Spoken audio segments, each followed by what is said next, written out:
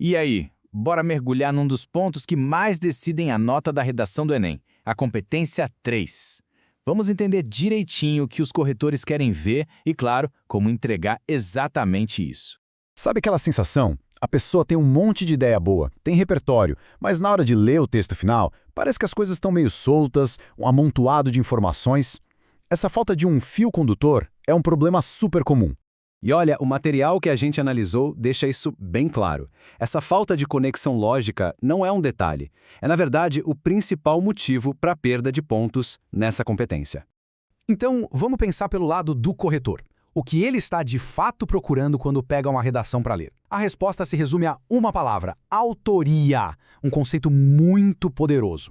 Autoria é isso aí. É a prova de que o texto teve um plano. O corretor precisa ver que aquela redação foi construída de propósito, e não que foi só um fluxo de ideias jogadas no papel. É a diferença entre ser um passageiro no próprio texto e ser o piloto do argumento.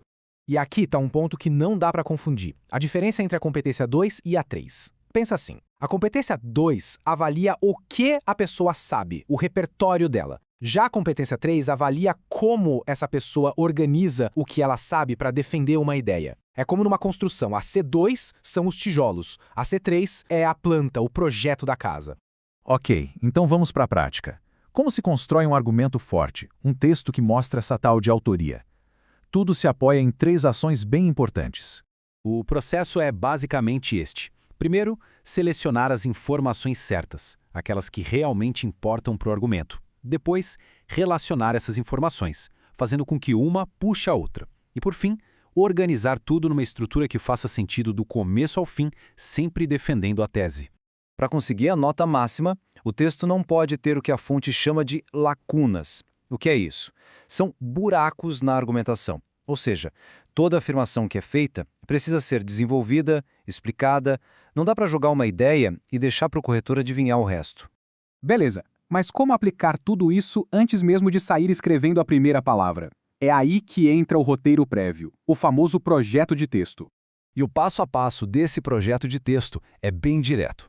Primeiro, definir a tese. Depois, escolher os 2 argumentos que vão virar os parágrafos de desenvolvimento. E o mais importante, já mapear como um argumento vai levar ao outro e como tudo isso vai desaguar na solução do problema. Essa metáfora da planta baixa é simplesmente perfeita. Ter esse plano antes de começar não só ajuda a economizar um tempo precioso, mas também funciona como um guia para manter o foco no tema sem se perder no meio do caminho. No final das contas, quando o corretor lê um texto e percebe que existe um projeto ali por trás, isso passa uma imagem de maturidade, de preparo. É o que separa um texto bom de um texto realmente excelente. E chegamos ao passo final. Vamos amarrar tudo isso e ver qual é a recompensa de todo esse planejamento estratégico. O material que analisamos bate muito nesta tecla. A organização não é só um enfeite, um detalhe. É o que de fato transforma um texto mediano numa redação de elite, daquelas que tiram a nota máxima. E a recompensa por essa organização toda não podia ser mais clara. Um projeto de texto bem feito, bem executado, é o caminho mais direto para os 200 pontos na competência 3. Então, para fechar, fica aqui uma reflexão. O texto que está sendo construído é um mapa que guia o leitor de forma clara até a conclusão? Ou ele se parece mais com um labirinto que deixa a pessoa perdida no meio das ideias? A resposta para essa pergunta, bom, ela define o sucesso na competência 3.